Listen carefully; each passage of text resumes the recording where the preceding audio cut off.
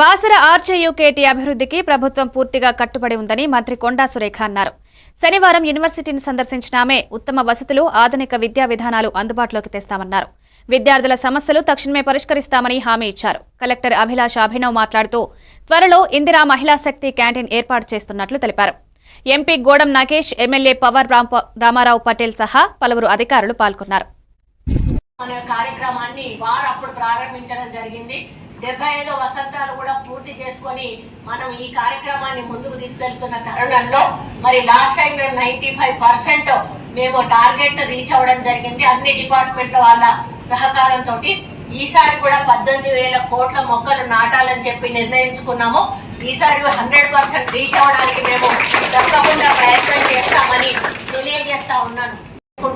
మరి ఈ రోజు నాతో పాటుగా అన్ని కార్యక్రమాల్లో పాల్గొన్నటువంటి పెద్దలందరికీ, అదేవిధంగా పత్రికా మిత్రులకు, ఇక్కడ స్టూడెంట్స్ కి, అదేవిధంగా ఇక్కడ ఫ్యాకల్టీకి, అడ్మినిస్ట్రేషన్ వాళ్ళందరికీ కూడా పేరు పేరున ధన్యవాదాలు. మన ప్రజాప్రతినిధులు మరి ప్రతిపక్ష నాయకులైన వాళ్ళు కూడా ఈ రోజు ఎంతో ఉత్సాహంగా నాతో మరి అన్ని కార్యక్రమాల్లో పాల్గొన్నారు. సుమారు 270 ఎకరాల్లో విస్తీర్ణంలో ఈ విస్తరించినటువంటి బాసర IIIT క్యాంపస్ 6,000 విద్యార్థులకు మరి విద్యా, ఆవాసం, క్రీడలు, ఇతరత్ర అవసరాలకు అనుగుణంగా ఏర్పాటు చేయడం జరిగింది అని చెప్పడానికి నేను నిజంగా గర్వపడతా ఉన్నాను.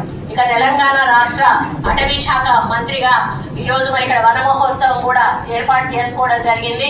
మనకు తెలుసు మరి ఇప్పుడున్నటువంటి గ్లోబల్ వార్మింగ్ లో మరి ఎక్కడ పడితే అక్కడ చెట్లు కొట్టేయడము, మరి గుట్టలు తవ్వడము, ఇట్లాంటివి చేయడం వల్ల మరి రియల్ ఎస్టేట్ వ్యాపారాల వల్ల ఎక్కడ చెట్లున్నా కూడా